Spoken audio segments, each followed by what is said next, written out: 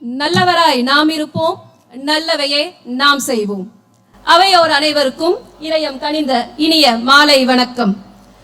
பெருமை மிகு நம் பள்ளியின் ஆண்டு விழா மிகச் சிறப்பாக நடைபெற்றுக் கொண்டிருக்கும் இவ்வேளையில் நம்மிடையே சிறப்பு விருந்தினராக வருகை புரிந்திருக்கும் கலை மாமணி, தியாகராசர் கல்லூரியின் தகைசால் பேராசிரியர், தமிழ் அறிஞர், நூல் ஆசிரியர், மதுரை நகைச்சுவை மன்றத்தின் தலைவர், சிறந்த பட்டிமன்ற நடுவர், தமிழ் இலக்கிய பேச்சாளர், எழுத்தாளர், நடிகர், தமிழ் மொழி பரப்பாளர் என பன்முகத்தன்மையினை தன்னகத்தை கொண்ட மா மனிதர் உயர் திரு கு ஞானசம்பந்தன் ஐயா அவர்களை வரவேற்று அறிமுகம் செய்வதில் பேருவகை கொள்கிறேன்.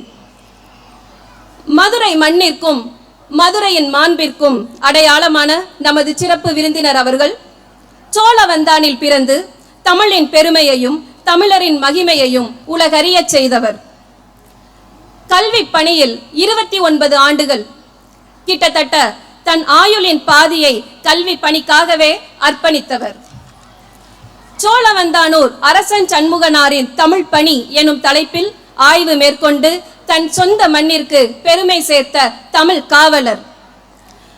1995 முன்னாள் முதல்வர் டாக்டர் கலைஞர் அவர்கள் வழங்கிய தமிழ் இலக்கியத்தின் சிற்றரசு விருது, 2003 அமெரிக்க தமிழ் சங்கங்கள் வழங்கிய உவகை புலவர் விருது, முன்னாள் முதல்வர் அம்மையார் ஜெயலலிதா அவர்கள் 2005 வழங்கிய கலை மாமணி விருது, மீண்டும் 2014 வழங்கிய மகாகவி பாரதியார் விருது என பல்வேறு போற்றும் பட்டங்களுக்கும் விருதுகளுக்கும் சொந்தக்காரர் நம்முடைய சிறப்பு விருந்தினர் அவர்கள்.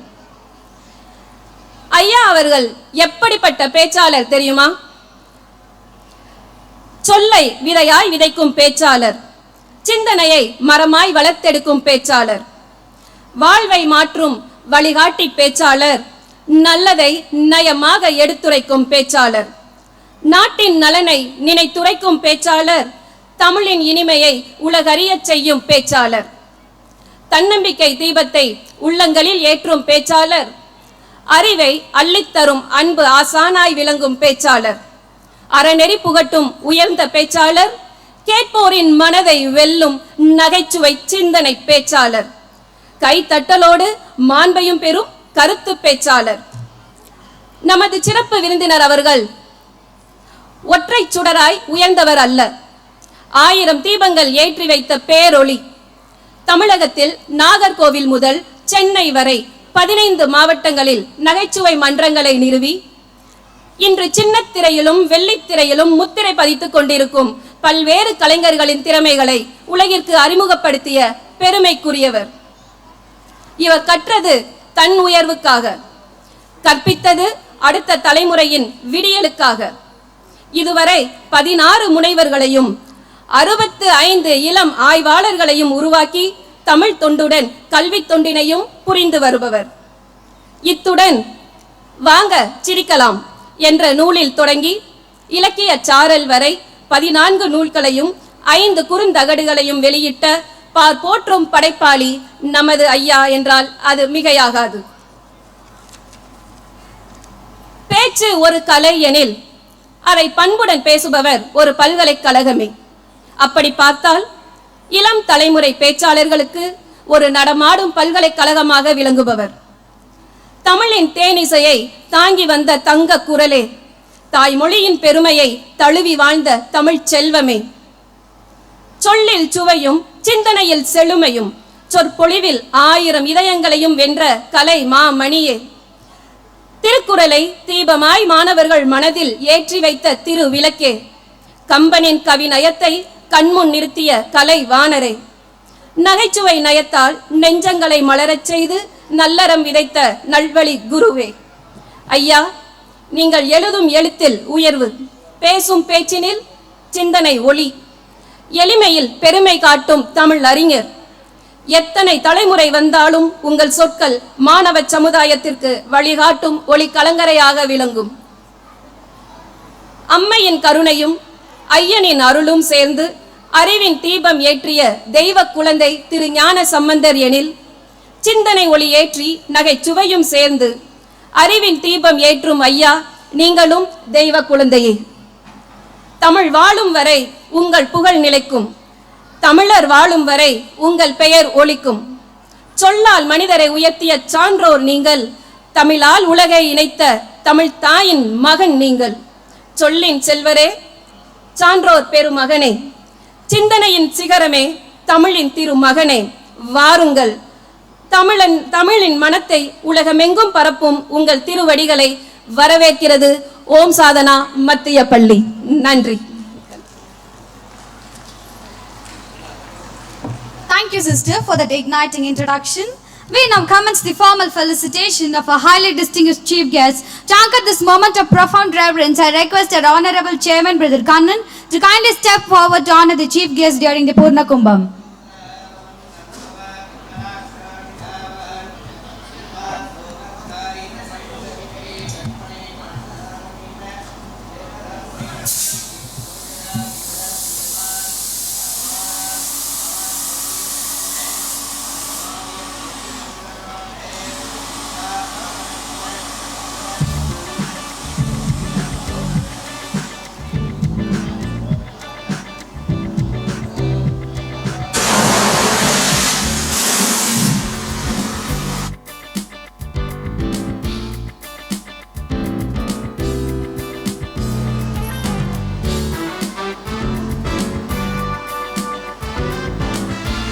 As a traditional Indian emblem of our deep respect, warmth and hospitality, I request our chairman brother to drape the ceremonial shawl around our chief guest.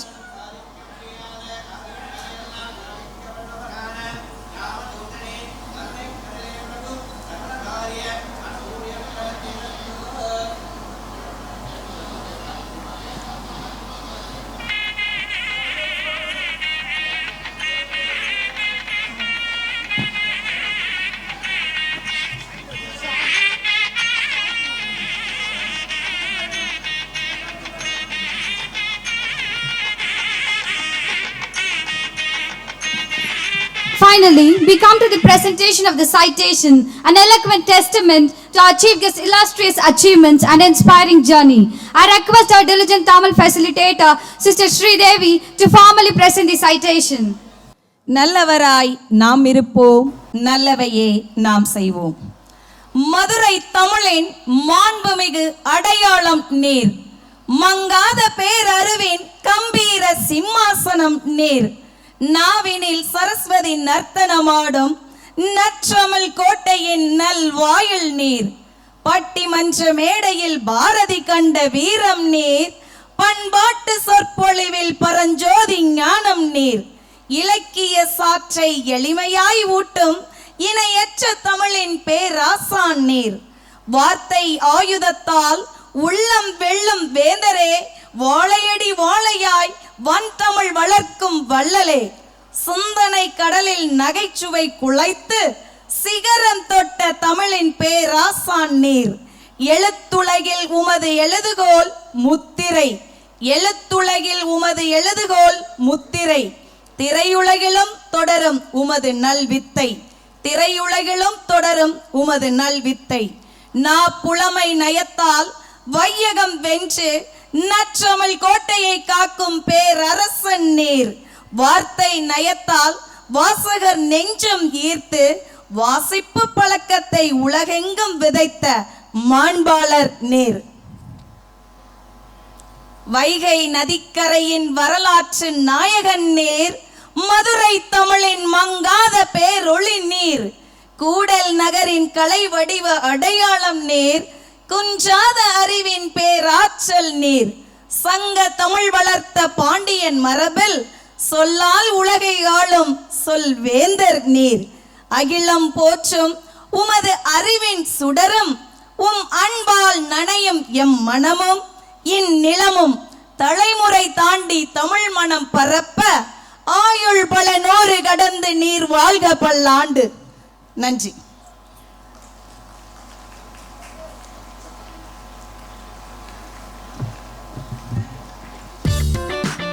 I request our Sister Director to formally present the citation to our chief guest. Thank you, sister, for bestowing this honor. Dear brothers and sisters, let us requite a resounding thunderous round of applause for our exceptional dignitaries on stage.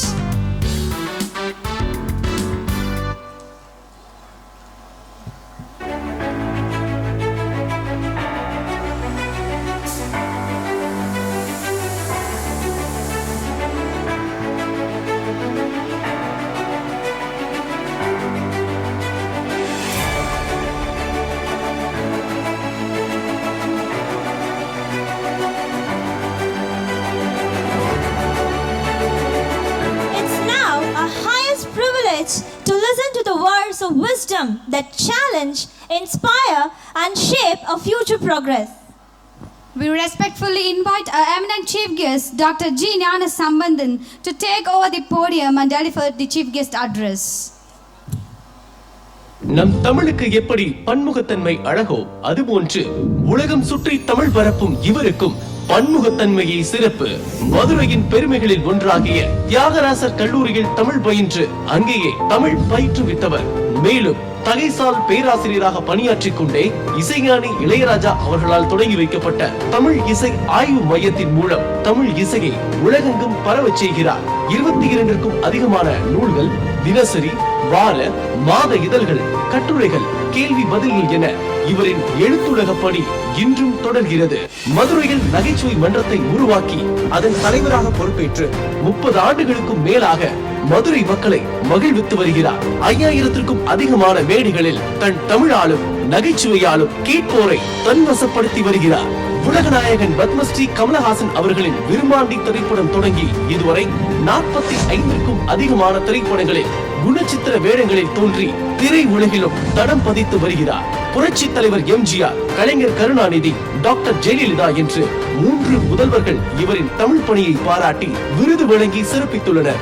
மேடை பேச்சு, வானொலி, சின்னத்திரை, வெள்ளித்திரை இவற்றோடு இன்றைய இளைஞர்களின் இதய துடிப்பான மின் ஊடகத்திலும் தன் ஜி ஞானசம்பந்தன் யூடியூப் சேனல் வழியே தினந்தோறும் தமிழ் சார்ந்த பதிவுகளை பதிவேற்றி வருகிறார். பேராசிரியர், எழுத்தாளர், பேச்சாளர், நடிகர் என சகலகலா வல்லவர் இவர். தமிழின் இயல், இசை, நாடகம் என 3 துறைகளிலும் பட்டொலி வீசி பறக்கிறது பேராசிரியர் கலைமாமணி கு ஞானசம்பந்தன் அவர்களின் தமிழ் கொடி. அனைவருக்கும் வணக்கம். நம்ம ஊர்ல வணக்கம் சொன்னா வணக்கம் சொல்லுவாங்க. இருங்க, ஒன் மோர் டேக், திருப்பி ஆரம்பிப்போம். அனைவருக்கும் வணக்கம். பிள்ளைகள் சொல்ற உற்சாகம் கூட பெற்றோர்கள் அல்ல. ரொம்ப மகிழ்ச்சி. பேரன்பிற்கும் வணக்கத்திற்கும் மரியாதைக்கும் உரிய மதுரையினுடைய பெருமைகளில் ஒன்றாக திகழ்கின்ற ஓம் சாதனா மெட்ரிக் பள்ளியினுடைய இந்த அற்புதமான நல்விழாவிலே 11ஆம் ஆண்டு நல்விழாவிலே என்னையும் ஒரு விழாக அழைத்து பேசுவதற்கான நல்ல வாய்ப்பை தந்த என்ற திட்டி கைதட்டுறாங்க. இரு நல்ல வாய்ப்பை தந்திருக்கக்கூடிய இந்த பள்ளியினுடைய தலைவர் ஐயா, திருநகர் முத்துத்தேவர் பள்ளியினுடைய அந்த பாரம்பரியமான குடும்பத்தை சேர்ந்த ஐயா திருமிகு கண்ணன் அவர்களுக்கு என்னுடைய அன்பு பாராட்டை மகளோடு தெரிவித்துக் கொள்கிறேன். அவருடைய சகோதரர் அவர்களுக்கு என்னுடைய பாராட்டு. பள்ளியினுடைய முதல்வர் ஆனந்த் அவர்களையும் வணங்கி மகிழ்கிறேன். இந்த அருமையான பள்ளியினுடைய முதல்வர் வணக்கத்திற்குரிய மேடம் சசிகலா அவர்களுக்கு என்னுடைய அன்பு பாராட்டு. இந்த பள்ளியை தொடர்ந்து பல்கலைக்கழக அளவிற்கு கொண்டு வருவதற்கு தயாராக இருக்கின்ற, இன்றைக்கு நம்ம சொல்வதாக இருந்தால் இளைய தலைமுறையை சேர்ந்த வணக்கத்திற்குரிய ஐயா அவர்களுடைய முதல்வியார் எதிர்தம் நீ அவர்களுக்கும் என்னுடைய அன்பு பாராட்டை மகளோடு தெரிவித்துக் கொள்கிறேன்.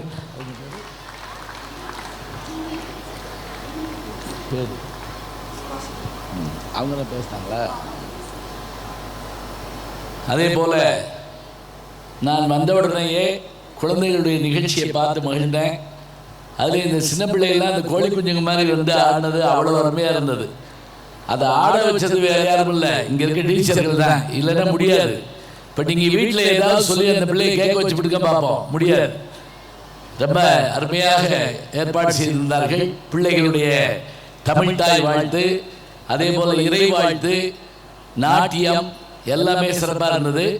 இதுக்கு பிறகு கூட இங்கே வரிசையாக மேக்கப் போட்டு உட்காந்துருக்காங்க. நான் வர்றப்பே பார்த்துட்டு வந்தேன். அது அவர்கள் எல்லாரும் மேடைக்கு வர தயாராக இருக்காங்க. நீங்கள் பெற்றோர்களும் ஆர்வமாக இருக்கீங்க, எப்படா நான் முடிப்பேன் அப்படின்னு. ஏன் தெரியுமா? அப்போ தான் பிள்ளைங்க மேடைக்கு வந்து நடிக்கும், பாடும், ஆடும், எல்லாம் செய்யும். இங்கே மேடையில் என்னை அறிமுகம் செய்த 2 பேரில் வணக்கத்துக்குரிய ஆசிரியை சுபாஷினி அவர்கள் ரொம்ப அழகாக பேசுனாங்க. நல்ல தமிழ் உச்சரிப்பை இப்படி தான் உச்சரிக்கணும். அவர்களுக்கு என்னுடைய அன்பு பாராட்டு. அதே போல் என்னிடத்தில் பயின்ற மாணவி இங்கே தமிழாசிரியராக இருக்கின்ற ஸ்ரீதேவி அவர்கள் எங்கே போயிட்டாங்களா? இருக்கட்டும். ஸ்ரீதேவி அவர்கள் இந்த அழகான கவிதையை எனக்கு எழுதி வாசித்தாங்க. அவங்களும் அழகு ராணி அவர்களுக்கும் என்னுடைய அன்பு பாராட்டை சொல்லி இங்கே மிகச் சிறப்பாக இந்த பள்ளியை நடத்துவதற்கு துணை நிற்கின்ற ஆசிரியர் பெருமக்கள் அத்தனை பேருக்கும், வருகை இருந்து சிறப்பித்திருக்கின்ற பெற்றோர்களுக்கும், குறிப்பாக என்னுடைய மாணவர் நம்முடைய சூரியன் எஃப்எம்ல பணியாற்றுகின்ற ரேடியோ ஜாக்கி ஸ்டீபன் அவர்கள், அவருடைய துணைவியார் இங்கே தான் ஆசிரியராக பணிபுரிந்தாங்க. அவங்க குழந்தை இங்கே தான் படிக்குதுன்னு என்று சொன்னார். வந்த உடனே என்னை வரவேற்ற குழுவில் அவர் இருந்தார். ஸ்டீபன் அவர்களுக்கு என்னுடைய நன்றியை சொல்லிட்டு கொஞ்ச நேரம் தான் பேசுவேன். ஏன்னா பிள்ளைகளுடைய நிகழ்ச்சி தான் நமக்கு ரொம்ப முக்கியம். அதுலேயும் குறிப்பாக பள்ளிக்கூடங்களில் கல்லூரிகளில் பேசுகிறப்ப நேரத்தை ரொம்ப கவனமாக பார்த்துக்கிறணும். நான் ஒரு சின்ன கிராமத்துக்கு பேச போயிருந்தேன். அந்த ஊர் தலைவர்கிட்ட கேட்டேன், எவ்வளோ நேரம் பேசுகிறேன் அப்படின்னு. அவருடைய என் கையை பிடிச்சிக்கிட்டு கண்ணீர் விட்டார். என்ன அப்படி கேட்குறீங்க? இது உங்கள் ஊரியா? இந்த மானிட்டர் எடுக்குதா? எவ்வளவு நேரம் பேசணும்னு கேட்ட உடனே, இது உங்க ஊரியா? எவ்வளவு நேரம் வேணாலும் நீங்க பேசுங்க, நாங்கெல்லாம் போயிடுவோம் அப்படின்னாரு. எங்களுக்கு வேலை இருக்குல்ல அப்படின்னாரு. இந்த இடத்துல நீங்க சிரிக்கணும். என்ன நிலைமை இப்படி ஆகி போச்சு நினைப்பேன். பெற்றோர்கள் கேக்குதா? ஆடியோ கேக்குதா? என்ன மதுரை ஆள் தாண்டிங்கல்ல? ஹலோ, அங்க ஆடியோ அவங்க கேக்குதா பாருங்க. அவங்க என்ன அப்படி நியூட்ரல் ஃபேஸ்ல உட்காந்துருக்கீங்க நீங்களா? இப்ப என்ன தெரியுதா?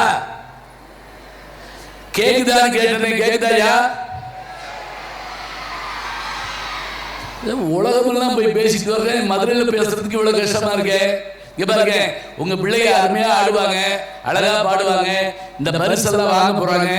கொஞ்சம் பிபியை குறைச்சு கம்முன்னு உட்கார்ந்துருக்கேன், சரியா? டென்ஷனா இருக்கக்கூடாது. என் பேரன் +2 எழுதுறாரு.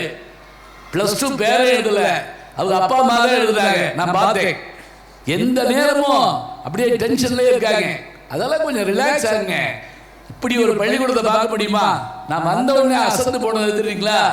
இந்த கிரவுண்டை பார்த்துட்டாங்க. இந்த மாதிரியான ஒரு விளையாட்டு மைதானம் எனக்கு தெரிஞ்சு மதுரையில் இவ்வளவு பெருசு இல்லை.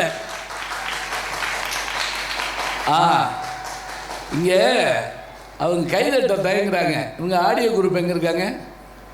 அதுல கைதட்டு போட முடியுமா?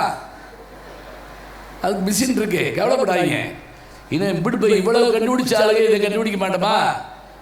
இப்போ எனக்கு ஆஞ்சநேயர்களுடைய அர்ச்சகர் வந்து எனக்கு பரிவட்டை கட்டி மாலை போட்டு பொன்னாடை போத்துறாங்க.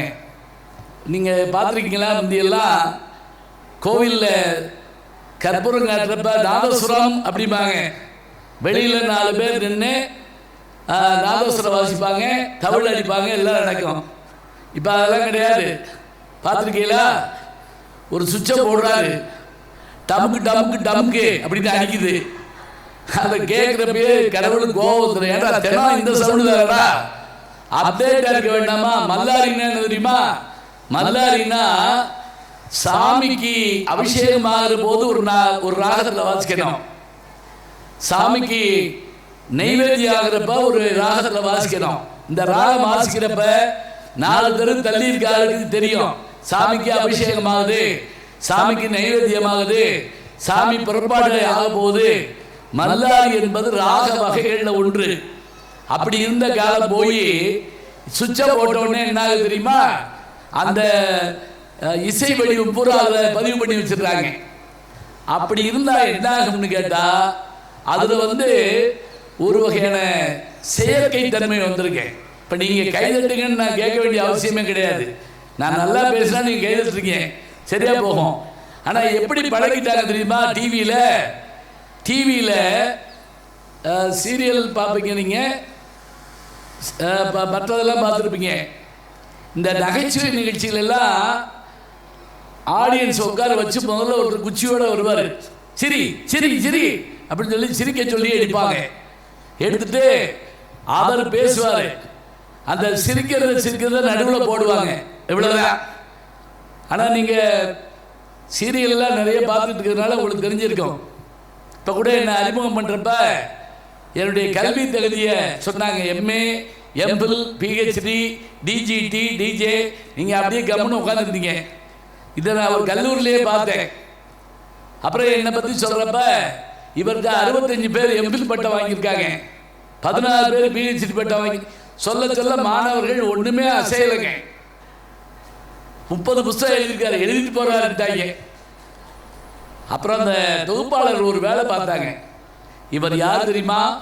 இவர் தான் ரஜினி முருகனில் சிவகார்த்திகேயன் அப்பா அப்படின்னாரு. இப்படி கைதட்டு வந்துச்சு. அதுக்கு மேல இவர் தான் நயன்தாராவில் இல்ல பிகில் படத்தில் நயன்தாராவுடைய அப்பா. பின்னாடி இருந்து ஒரு எந்திரிச்சு கும்பிட்டான். அந்த மகான் நீங்க தானா அப்படின்னு கேட்டான். பாத்தீங்களா? நான் படிச்ச படிப்பை பத்தி சொன்னப்ப யாரும் கை தட்டல. ஆனா என் நடிப்பை பத்தி சொன்ன உடனே கை தட்டிட்டாங்க. அப்ப என்ன வேண்டியிருக்கு அப்படின்னா, இன்னைக்கு உலகத்துல கல்வி எவ்வளவு முக்கியமோ போதும் போதும் போதும் போதும் போதும் போதும் அவ்வளவுதான். அதுக்கு பிறகு அடுத்த படம் கீர்த்தி சுரேஷ் கப்பாவை நடிச்சிருக்கேன். அது அவ்வளவு தெரியாது உங்களுக்கு, விட்டுருக்கேன். சண்டைக்கோழியில், ரஜினி முருகனில். இப்போ சிங்கப்பெண்ணைன்னு ஒரு சீரியல் வந்துட்டு இருக்கு, பார்க்குறீங்களா? பெரியவங்க பார்ப்பீங்கன்னு நினைக்கிறேன். அதில் அந்த ஆனந்தியோடைய அப்பா. அதில் என்ன லாபம்னு கேட்டிங்கன்னா, 10 நாளைக்கு முதல்ல நானும் என் மனைவியும் மீனாட்சி கோயில் போயிட்டு வெளியே வந்தோம். ஒரு அம்மா வேகமாக ஓடி வந்து என் கையை பிடிச்சிக்கிட்டு, அந்த அம்மாவை கூட்டு வரலையா அப்படின்னு என்கிட்ட கேட்குது. இப்போ தான்ப்பா சிரிப்பு வந்திருக்கு. எந்த அம்மாவை? அந்த சீரியலில் வர்ற அம்மாவை கூட்டு வரலையா, பேச்சியா அப்படின்னு கேட்குறாங்க. இப்போ யோசிச்சு பாருங்க, ஊடகம் எவ்வளோ வேலை பார்க்குது. இன்னைக்கு நாம் எல்லாவற்றையும் படித்து தெரிந்து கொண்ட காலம் ஒன்று, பிறகு நடித்து தெரிந்து கொண்ட காலம் ஒன்று. இயல், இசை, நாடகம் எல்லாம் உண்டு. எல்லாவற்றையும் தாண்டி எது நிற்குது அப்படின்னா, யூடியூப் சேனல் நிற்குது, இன்ஸ்டாகிராம் நிற்குது, எக்ஸ் தளம் நிற்குது. எல்லாவற்றிலையும் நமக்கு என்ன தெரியுதோ இல்லையோ இந்த பிள்ளைகளுக்கு தெரியுது. எங்கள் வீட்டில் எங்கள் அப்பா தமிழாசிரியர், பள்ளிக்கூடத்தில் தமிழாசிரியர். அவர் என்ன பண்ணார், ஒரு தடவை எங்கள் வீட்டுக்கு ரேடியோ பெட்டி வாங்கிட்டு வர்றார். முதல்ல ரேடியோ. இப்போ இந்த தலைமுறைக்கு ரேடியோவே தெரியாது. 1962 நான் 2ஆம் கிளாஸ் படிக்கிறேன். ரேடியோ பெட்டி வாங்கிட்டு வர்றப்ப தெருவே கூடி வந்து பார்க்குது. எங்கள் அம்மா இப்போ எனக்கு ஆராத்தி எடுத்தாங்கல்ல பிள்ளைகள், எனக்கு ஆச்சரியமாக இருந்தது. வேறு எங்கேயுமே நான் பார்த்ததில்லை. ரொம்ப அழகாக ஆராத்தி எடுத்தாங்க. எங்கள் அம்மா அந்த ரேடியோ பெட்டிக்கு ஆராத்தியில் எடுத்து அப்படி பொட்டெல்லாம் வச்சாங்க. மார்க்கோடிங் கூட இப்படி செஞ்சுருக்க மாட்டாங்க ரேடியோவை கண்டுபிடிச்ச ஆளுக்கு. இப்போ எங்கள் வீட்டில் ரேடியோ பெட்டி இருக்கு, எல்லோரும் வந்து பார்த்துட்டு போவாங்க. அதில் என்ன முக்கிய கண்டிஷன் தெரியுமா? நான் சிறுபிள்ளையாக இருக்கப்போ ரேடியோ பெட்டியை தொடக்கூடாது. தொட்ட குடும்பமே ஷிஃப்ட் போட்டு அடிப்பாங்க. ஏன் தொட்ட ஏன் தொட்ட ஏன் தொட்டன்னு. இன்னைக்கு எங்கள் வீட்டில் டிவி, டெக்கு, சிஸ்டம் எல்லாம் இருக்குது. என் பேரம்பேத்தி என்னை தொட விட மாட்டேங்கிறாங்க. அது தொடாதீங்க, வைரஸ் வந்துடும் அப்படிங்கிறான். என்னைய வைரஸ் கண்டுபிடிச்சிருக்கான். இப்போ நினச்சி பாருங்க, அந்த தலைமுறையிலையும் எங்களால் ஒன்றும் பண்ண முடியல. இந்த தலைமுறையில் பிள்ளைகள் எல்லாம் தெரிஞ்சு வச்சுருக்காங்க. என் பேரண்ட்டை லீவ் லெட்டர் எழுதி கொடுத்துட்டு ஊருக்கு வாப்பா லீவுக்கு அப்படின்னு சொன்னேன். லீவ் விடுறப்ப லீவ் லெட்டர் எழுதி கொடுத்துட்டு வா, முன்னாடியே 2 நாளைக்கு முன்னாடியே. அப்போ லீவ் லெட்டர் எழுதுறப்ப எழுதிட்டியான்னு கேட்டேன். அதெல்லாம் எழுத தேவையில்லை தாத்தா, ஜெமினி இருக்குது, ஏஐ இருக்குது. லீவ் லெட்டரை வேணும்னு டைப் பண்ணோம்னா அதே அடித்து கொடுத்துரும். ஒரே ஒரு கேள்வி கேட்குமா, யாருக்கு உடம்பு முடியல, தாத்தாவுக்கா பாட்டிக்கா, யாருக்கு உடம்பு முடியலன்னு கேட்டால் அதை ஃபில்லப் பண்ணிட்டா போதுமா, அதுவே அடிச்சு கொடுத்துருமா. அப்போ பார்த்தீங்களா, லெட்டர் ரைட்டிங்னு சொல்லி ஒரு கலை காணா போச்சு. பிள்ளைங்க எழுதணும். எனக்கு தெரிஞ்ச ஒரு விஷயம், நான் ஒரு தடவை கோயம்புத்தூரில் பேசிகிட்டு இருந்தேன்.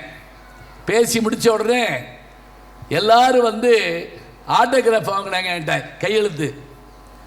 அந்த கூட்டத்தில் ஒரு 85 வயசு பெரியவர் வந்தார். அவரை பார்த்த உடனே நான் பயந்து போயிட்டேன். ஏன் தெரியுமா, அவர் எங்கள் வாத்தியார். அந்த கூட்டத்தில் வர்றாரு.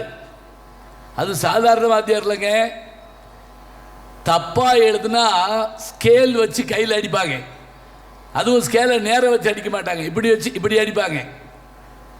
பிள்ளைகளை இப்போ அடிக்க முடியுமா? அடிக்க வேண்டாங்க. வாத்தியார்கள் பையனை உத்து பார்த்தா போதும், கொலை முயற்சி அப்படிங்கிறாங்க. வாத்தியாரை வந்து போலீஸ் கூட்டு போயிடுது. அடிக்க முடியாது. அப்பா அடிக்கக்கூடாது, வாத்தியார் அடிக்கக்கூடாது, அப்புறம் யார் தான் அடிப்பா?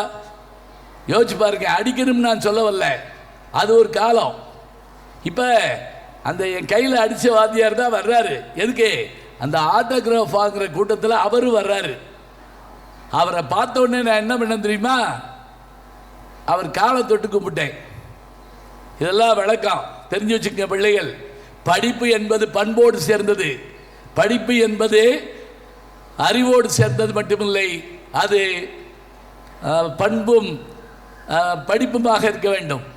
இப்போ நான் அவர் காலை தொட்டு கும்பிட்டேன். இன்னைக்கு யோசிச்சு பாருங்க, இன்னைக்கு நம்ம வாத்தியார்களை பார்த்த உடனே அப்படிலாம் காலை தொட்டு கும்பிடுவோமா? எனக்கு தெரியல. ஒரு வாத்தியார் பஸ்ஸில் ஏறினார். ஒரு பயப்படாருன்னு எந்திரிச்சா பஸ்ஸுக்குள்ளே இருந்து. தோளை பிடிச்சி அமுக்குனார். உட்கார் உட்கார், அதெல்லாம் பள்ளிக்கூடத்தில் வச்சுக்கோ. பஸ்ஸு கொஞ்சம் தூரம் வந்துச்சு.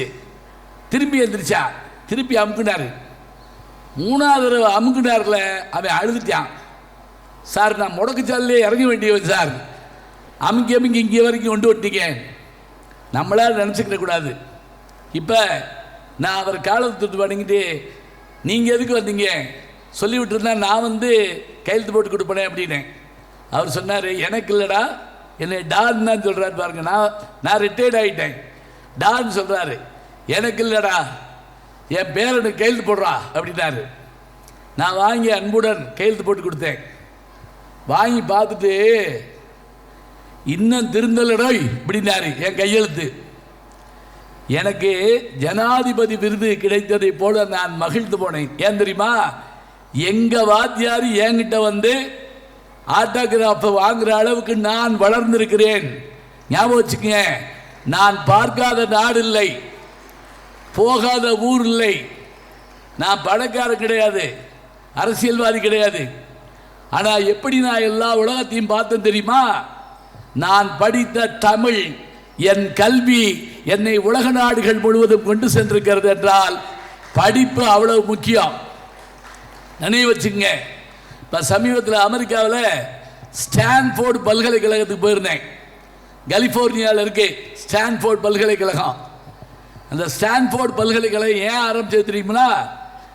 ஏன் ஆரம்பிக்கப்பட்டதுன்னு அங்கே இருக்க ஒரு சின்ன புத்தகத்தில் படித்தேன்.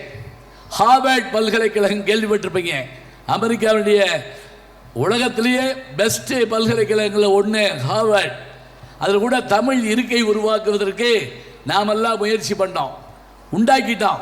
அங்கே இருக்க தமிழர்கள், நம்முடைய தமிழ்நாடு அரசு எல்லாரும் போக நான் என்ன பண்ணேன் தெரியுங்களா? 1 கோடி ரூபாய் நான் வசூல் பண்ணி கொடுத்தேன். 1 கோடி, ஏன் வச்சுக்கங்க. என் நண்பர் பத்மஸ்ரீ கமலஹாசன் 20 லட்சம் ரூபா கொடுத்தாரு. வேலம்மாள் பள்ளியினுடைய தலைவர் முத்துராமலிங்கம் ஐயா அவர்கள் 25 லட்சம் ரூபா கொடுத்தாரு. பாரிவேந்தர், VIT விஸ்வநாதன், எல்லாருமே சேர்ந்து 1 கோடி. எதுக்கு தெரியுமா? தமிழ் அங்கே இருந்தால் நமக்கு பெருமை. அது மட்டும் இல்லை, இந்த ஹார்வர்ட் பல்கலைக்கழகத்தில் 100 ஆண்டுகளுக்கு முதல்ல ஒரு பையனை கொண்டு சேர்க்க போயிருக்காரு, ஒரு செல்வந்தர். இவருடைய மதிப்பெண் குறையா இருந்ததுனால சேர்க்க மாட்டேன்ட்டாங்க. அப்போ அவர் என்ன பண்ணாரா, என் பையனுக்கு இடம் இல்லை நான் சொல்கிறீங்க, இவனுக்காக நான் ஒரு பல்கலைக்கழகத்தை உருவாக்குவேன்னு சொன்னார். அவர் தான் சீனியர் ஸ்டான்ஃபோர்டு. அவர் உருவாக்கிய பல்கலைக்கழகம் தான் அங்க இருக்குது. தான் மகனுக்காக ஒரு பல்கலைக்கழகத்தை கட்டின ஒரு பணக்காரர் அமெரிக்காவில் நான் வந்து அவருடைய அந்த உருவச்சிலையை பார்த்தேன். இது பெருசு இல்லைங்க. இப்போ நான் சொல்ல போகிற விஷயத்தை ஞாபகம் வச்சுக்கோங்க. ஒரு நாளைக்கு இந்த பள்ளிக்கூடத்துலேயே அது இருக்கணும். என்ன தெரியுமா? அந்த ஸ்டான்போர்டு பல்கலைக்கழக வாசல்ல இப்போ நீங்கள் பார்த்துக்கிட்டு இருக்க போர்டு இருக்கு இல்லையா, அந்த ஸ்க்ரீன், இதே மாதிரி பிரம்மாண்டமான ஒரு போர்டு இருக்கு. அதில் பலருடைய படம் இருந்துச்சு. ஒரு 22 பேருடைய படம் அதில் போட்டிருந்தாங்க. எல்லாரும் போய் நின்று செல்ஃபி எடுத்துக்கிட்டாங்க. நானும் போய் எடுத்துக்கிட்டேன். என்னன்னு தெரியாது, சும்மா எடுத்துப்போ அப்படின்ட்டு. நம்ம ஊரில் யாரோட எடுப்போம் தெரியுமா? நம்ம ஊரில் யாரோட எடுப்போம்னா, சினிமாவில் நடிச்சிருந்தா அவரோட செல்ஃபி எடுப்போம், கிரிக்கெட் விளையாண்டா செல்ஃபி எடுப்போம். இப்போ இந்த செல்ஃபி எடுத்த பிறகு அங்கே இருந்த பேராசிரியர்கிட்ட கேட்டேன், இந்த 22 பேர் யார் அப்படின்னு கேட்டேன். நல்லா கவனிச்சுங்க. அந்த 22 பேர் யார் தெரியுமா? ஸ்டான்போர்டு அக்கா மாயிங்கள சொந்தக்காரங்களே கிடையாது. அந்த பல்கலைக்கழகத்தில் வேலை பார்த்த நோபல் பரிசு பெற்ற விஞ்ஞானிகள். ஞாபகம், நோபல் பரிசு பெற்ற ஒரு பல்கலைக்கழகத்தில் 22 பேராசிரியர்கள் நோபல் பரிசு பெற்றிருக்கிறார் என்றால், ஒரு நாளைக்கு நோபல் பரிசு பெற்ற ஆசிரியரோ மாணவரோ இந்த பள்ளி ஓம் சாதனா பள்ளியில் பணியாற்றியவர் என்ற ஒரு போர்டு வெளியில் ஒரு நாளைக்கு உருவாக்கி காட்ட வேண்டும். அந்த லட்சியத்தோடு இருக்கணும். ஏன் தெரியுமா? பிப்ரவரி 28. யாருக்காவது அது என்ன நாள்னு தெரியுமா? நானே சொல்கிறேன். ஏன்னா வகுப்பில் நான் அதைத்தான் செஞ்சேன். நானே கேள்வி கேட்பேன், நானே பதில் சொல்லிடுவேன். எதுக்கு நமக்கு ஊர் பகை? தெரியாதுன்னு சொல்லுவானே, வெளியே வாடான்னு நான் சொல்லுவானே, உள்ளேயே வாடான்னு அவன் சொல்லுவானே. ஒரு அப்பா ஒரு பையன்கிட்ட கேட்டார், உங்கள் வகுப்புலையே நல்லா படிக்கிறது யாரு? எங்கள் வாத்தியார் அப்படின்னா. இப்போ பாருங்க, இது எதுக்கு சொல்கிறேன் அப்படின்னா, ஒரு செய்தியை சொல்கிறப்ப கேள்வி கேட்குறப்ப நாம் அதை பற்றிய விஷயங்கள் எல்லாம் தெரிஞ்சு வச்சுருக்கணும். இப்போ நான் சொன்னேன், இந்த பிப்ரவரி 28ங்கிறது என்ன அப்படின்னா, நேஷனல் சயின்ஸ் டே, இந்தியாவினுடைய அறிவியல் தினம். ஏன் நேஷனல் சயின்ஸ் டே? ஏன்னா இயற்பியலில் முதலில் நோபல் பரிசு இந்தியாவுக்கு பெற்றுக் கொடுத்த, அதுக்கு முதல்ல தாகூர் நோபல் பரிசு வாங்கியிருக்கார். அது இலக்கியத்துக்கு, லிட்ரேச்சர். இயற்பியலில் நோபல் பரிசு பெற்ற சர் சி வி ராமன், நம்ம ஊர்க்காரர் தமிழர் சர் சி வி ராமன், கடல் ஏன் நீல நிறமாக இருக்கிறது, வானம் ஏன் நீல நிறமாக இருக்கிறதுன்னு சொல்லி ஆராய்ச்சி பண்ணி அந்த ப்ராஜெக்டை சப்மிட் பண்ண நாள் எதுன்னா பிப்ரவரி 28. அதைத்தான் நம்முடைய அரசாங்கம் நேஷனல் சயின்ஸ் டேயாக, வேர்ல்டு சயின்ஸ் டே இல்லை, நேஷனல் சயின்ஸ் டேயாக அறிவிச்சிருக்கு. ரொம்ப நாள் ஆச்சுங்க நம்ம நோபல் பரிசு பெற்று. பிள்ளைகளை படிக்க வைக்கிறோம், வேலைக்கு வர்றதுக்காக படிக்க வைக்கிறோம், அல்லது அமெரிக்கா போ, லண்டன் போன்னு படிக்க வைக்கிறோம். அதெல்லாம் இருக்கட்டும். நோபல் பரிசு என்ன தெரியுமா? 20 லட்சம் பேருடைய உயிரை காப்பாற்றிய பென்சிலின் என்ற அந்த ஒரு மருந்தை உருவாக்கிய விஞ்ஞானிக்கு கிடைத்தது நோபல் பரிசு. வானொலியை கண்டுபிடித்த மார்கோனிக்கு நோபல் பரிசு கிடைத்தது. வாழ்நாளில் 1300 1500 புதிய கருவிகளை கண்டுபிடித்த தாமஸ் ஆல்வா எடிசனுக்கு நோபல் பரிசு கிடைத்தது. நான் பேசிக்கிட்டு இருக்க மைக்கு, இந்த கேமரா, சினிமோட்டோகிராஃபி, இதெல்லாம் கண்டுபிடிச்ச தெரியுமா? Thomas Alva Edison. அப்போ அப்படியான ஒரு அறிவு உலகத்துக்கு பயன்படணும். நம்ம படித்து வேலைக்கு வந்து சம்பாத்தியம் பண்ணி குடும்பத்தை காப்பாற்றுறது ஒரு வகைங்க. உலகத்துக்கே பயன்படுற மாதிரி ஒரு பொருளை கண்டுபிடித்தால் அதுதான் சிறப்பு. இப்போ இங்கே பிள்ளைகளுக்கு வெறும் சிலபஸ் பத்திரம் சொல்லி கொடுக்காதீங்க. பெரியவங்க வெயில் என்னப்பா இப்படி இருக்குன்னு கேட்டால் ஒரு பிள்ளை சொல்லணும், எல் நினோ பாதிப்பு இருக்கு தெரியணும். வெப்ப அலை உலகம் முழுவதும் எல் நினோங்கிறது வெப்ப அலை தெரிஞ்சு வச்சிருக்கணும். அப்போ அறிவு என்பது என்ன அப்படின்னா, என்னைக்கோ படித்தது இல்லைங்க, அன்றாடம் படிப்பது தான் அறிவு. நினைவு வச்சுக்கங்க. எப்போவுமே புதுசாக நம்ம வந்து தெரிஞ்சு வச்சுருந்தா தான் நமக்கு மரியாதை அதிகம். அதுலேயும் பிள்ளைகளுக்கு நம்ம வேற ஒன்றும் சொல்லிக் கொடுக்க வேண்டாம். மாதா, பிதா, குரு, தெய்வம். இந்த நாளில் முதல்ல அம்மாவுக்கு தான் பெருமை. மாதா, தாய்மார்கள் இங்கே வந்திருக்கீங்க, பெற்றுக் கொடுப்பவர்கள் நீங்கள். உங்களுடைய அந்த அந்த குணம் தான் குழந்தைக்கு வரும். நீங்கள் தான் அந்த குழந்தையை உருவாக்கணும். அப்புறம் தான் அப்பா. ஈன்று புறந்தருதல் எந்தலை கடனை. ரொம்ப நாளைக்கு முதல்ல புறநானூற்றில் ஒரு பெண் புலவர் பாடுறாங்க, நான் பிள்ளையை பெற்றுக் கொடுப்பேன், சான்றோனாக்குதல் தந்தைக்கு கடனை, வேல் வடித்து கொடுத்தல் கொல்லருக்கு கடனை. யார் யார் கடன்னா கடமைன்னு அர்த்தம். யார் யாருக்கு என்னென்ன கடமை. ஒரு உதாரணம் சொல்கிறேன் கேளுங்க. அம்மானா யாருங்க?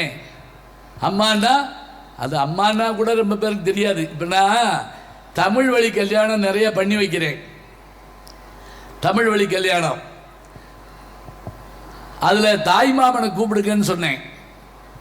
அங்கே வந்த ஒருத்தருக்கும் தாய்மாமன்னா யாருன்னு தெரியல. ஏன் தெரியுமா? அங்கிளான்னு ஒருத்தர் வந்து கேட்குறாரு. அம்மா கூட பிறந்த அந்த அண்ணன் தம்பிக்கு பேர் தாய்மாமன்னு பேர் தெரியலை.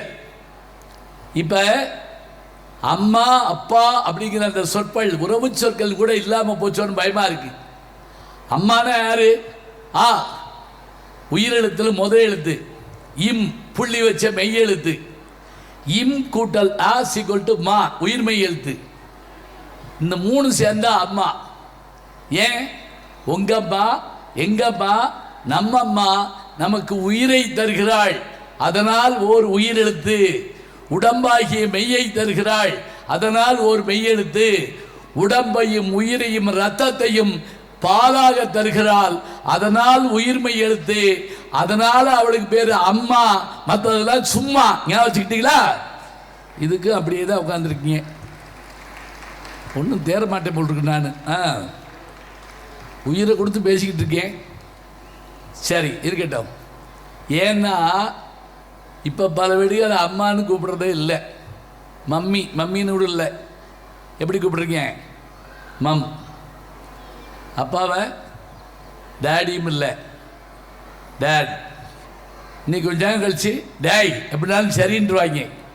நான் ஒரு வீட்டுக்கு போயிருந்தேன், ஒரு பிள்ளை மம்னு தெரிஞ்சு அப்படியே பேச முடியாத பிள்ளையா கூப்பிட்டு, என்ன மம்முன்னு கூப்பிட்றேன்னு கேட்டேன். எங்கள் மம்மியை நாங்கள் மம் அப்படி தான் கூப்பிடுவோம். உங்கள் பெரியம்மாவை எப்படி கூப்பிடுவேன்னு கேட்டேன். மேக்சிமம் அப்படி கூப்பிடுவேன். சின்னம்மாவை மினிமம். குடும்ப விளக்கம். அம்மா யார் தெரியுமா? தனக்காக சமைக்காதவள் அம்மா.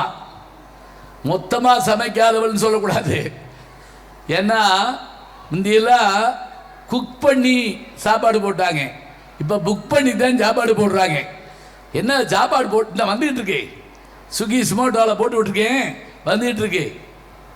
இருக்கட்டும், காலம் மாறுது. ஏன்னா வேலைக்கு போயிட்டுருக்காங்க, ஒன்றும் சொல்லக்கூடாது. இப்போ அம்மா யார் என்றால், ஒரு கவிஞன் சொன்னால், எங்கள் வீட்டில் சாப்பாடு சூடாக இருந்தால் அப்பா சாப்பிடுவார், சுவையாக இருந்தால் அண்ணன் சாப்பிடுவான், இனிப்பாக இருந்தால் தங்கை சாப்பிடுவாள், மிச்சம் இருந்தால் மட்டுமே என் தாய் சாப்பிடுவாள். என் தாய் ஒரு நாள் முதலில் சாப்பிட்டு நான் பார்த்ததில்லை. இவதாங்க அம்மா. மழையில் நனைந்து விட்டு வீட்டுக்குள் வந்தேன். ஒருத்தர் எழுதுறான், மழையில் நனைந்து விட்டு வீட்டுக்குள் வந்தேன். முட்டாள், கொடை எடுத்துகிட்டு போயிருக்கப்படாது என்றார் அப்பா. அவன் எப்போவுமே அப்படித்தான், மழையில் நனைஞ்சிட்டு என் காசில் மாத்திரை வாங்கி சாப்பிடுவான் என்றான் சம்பாதிக்கும் அண்ணன். அவன் ஒரு லூசு என்றால் சகோதரி. அப்போது கையில் துண்டோடு ஓடி வந்த என் அம்மா சொன்னாள், என் பிள்ளை வெளியே போகிற நேரம் பார்த்தா மழை பெய்ய வேண்டும் என்று கேட்டாள் என்றால், அப்போதும் கூட இயற்கையை திட்டுவாளே தவிர தன் பிள்ளையை திட்டமாட்டாள். அவளே தாய். அதனால தான் சொல்லுவாங்க, 2 திங்கள் அங்கமெல்லாம் நொந்து பெற்று பையல் என்ற போது எடுத்தணைத்து. 2 திங்கள் என்ன, 5 × 2 எவ்வளவு? 10. 10 மாதம் சுமந்து பெறுதல். அங்கமெல்லாம் நொந்து பெற்று. பல்லு வலி இங்கே வருங்க, தலைவலி இங்கே வரும், வயிற்று வலி இங்கே வரும், ஆனால் பிரசவ வலி உடம்பெல்லாம் வலிக்கும். இது சொன்னவர் யார் தெரியுமா? பட்டினத்தாருங்க, ஒரு துறவி. எங்கள் அம்மா என்னை பெற என்ன பாடுபட்டிருப்பா. அம்மாவுடைய பெருமை பிள்ளைகளுக்கு தெரியணும். அதனால தான் காலையில் பள்ளிக்கூடத்துக்கு நாங்களாம் 9 மணிக்கு பள்ளிக்கூடம்னா 8 மணிக்கு கிளம்பி ஊரே சுற்றி போவேன். நான் எங்கே குட்டி போட்டிருக்கு, அந்த கிழவனார் உட்கார்ந்துருந்தார் எங்கே போனார், அந்த வீட்டில் ஏன் கொட்டகை போட்டிருக்கு எல்லாம் பார்த்துட்டு போவேன். நான் காணா போனதே இல்லை. ஆனால் இன்றைக்கி நீங்கள் பள்ளிக்கூடத்துக்கு பிள்ளைகளை அனுப்புறதுக்குள்ளே படுற பாடு இருக்கே. நான் மெட்ராஸில் பார்த்தேங்க, ஒரு வீட்டில் 6:30 மணிக்கு கம்பெடுத்துட்டு எல்லோரும் ஓடினாங்க. நான் பாம்பு தான் அடிக்கிறாங்கன்னு நினச்சேன். ஒரு எல்கேஜி பிள்ளையை பள்ளிக்கூடத்துக்கு அனுப்புகிறாங்க. குடும்பமே விரட்டி பிடிச்சி ஓடி, ஒரு அம்மா பவுடர் போடுது, ஒரு அம்மா இட்லி வச்சு வாயில் குத்துது, முழுங்கு. ஆட்டோ வந்துருச்சு, வேன் வந்துருச்சு. அதில் ஒரு அம்மா இட்லியை உருட்டி ஆட்டோக்காரை வாயில் ஊட்டி விட்டுச்சு. அப்படியே சாப்பிட்டு போகிற அவன் நம்மால் தானே. இப்போ யோசிச்சு பாருங்க, இவ்வளவு முடிச்ச பிறகு 60 நோட்டு, 70 புஸ்தகம், சாப்பாடு, தண்ணி, அடிஸ்கல், பேனா, பென்சில், ரப்பர், செவ்வாய்க்கிறதுக்கு போகிறதுன்னு கூட இப்படி கொடுக்க மாட்டாங்க. இவ்வளவு கொடுத்து நீ டாக்டர் ஆகணும், நீ இன்ஜினியர் ஆகணும், நீ கலெக்டர் ஆகணும், நீ வக்கீல் ஆகணும். அவன் நான் ஒன்றும் ஆக மாட்டேன். ஒருத்தர் எப்படி தெரியாவையா?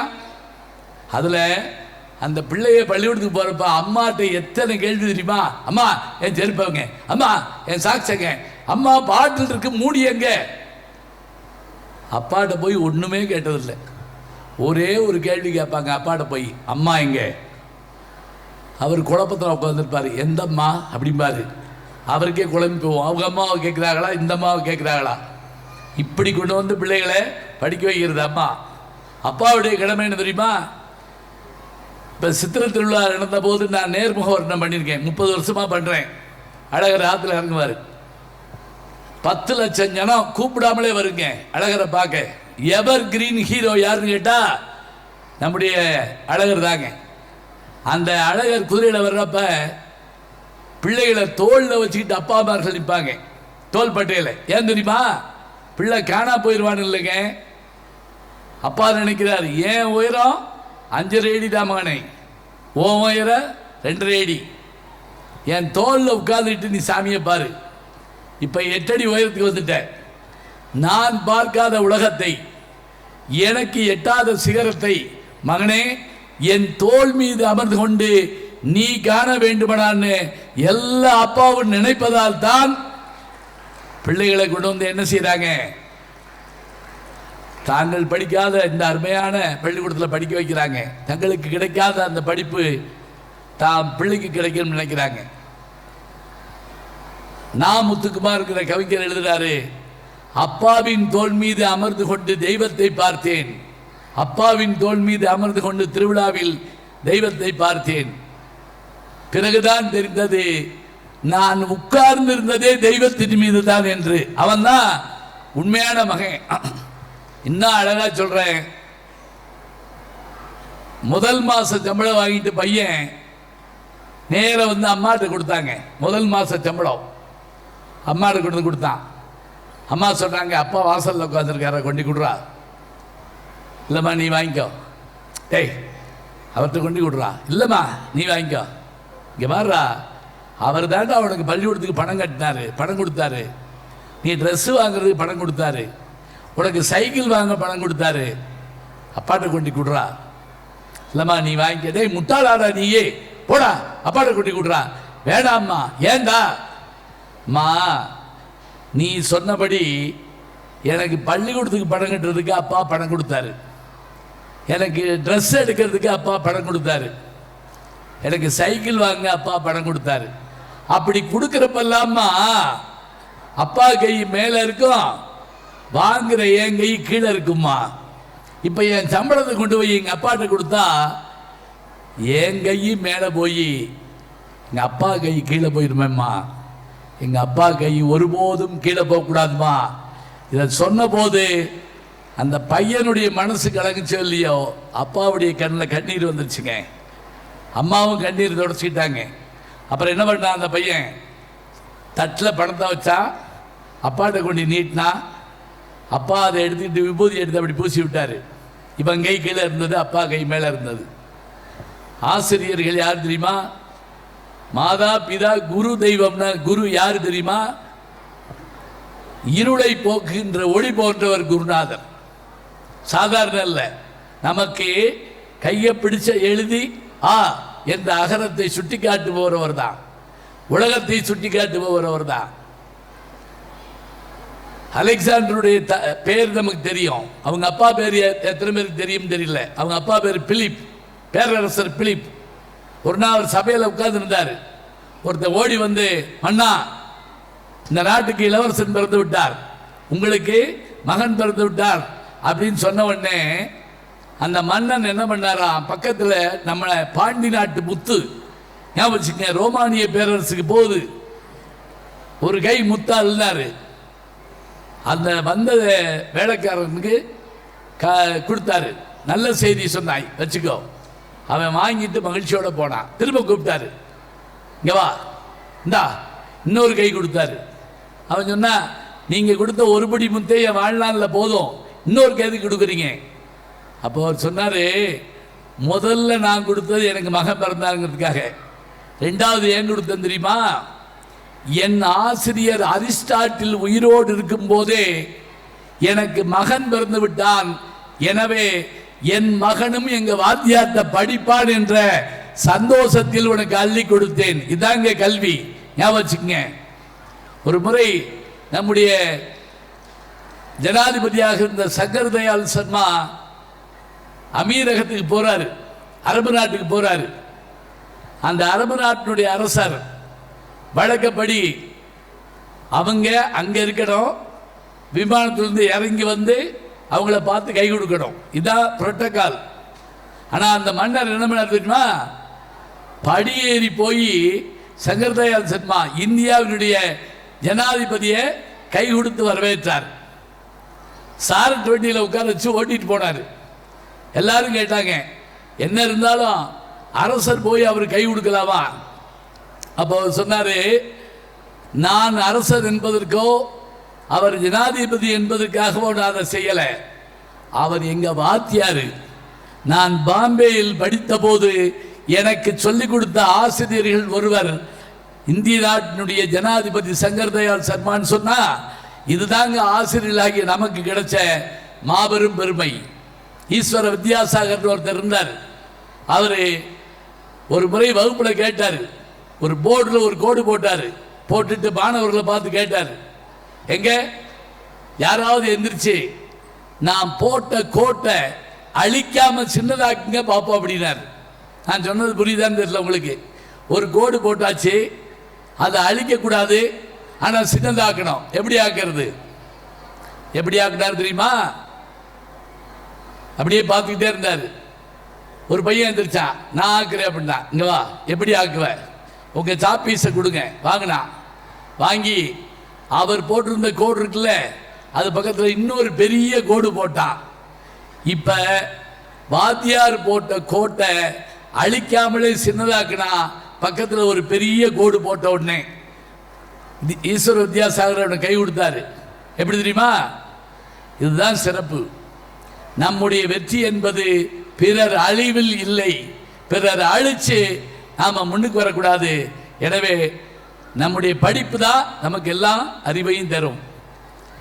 சீதையை மணப்பதற்காக ராமன் வில்ல முறிச்ச உடனே அந்த சீதையினுடைய அப்பா ஒரு நிமிஷம் பொண்ணு கொடுக்க தயங்கினாராம். ஏன் தெரியுமா?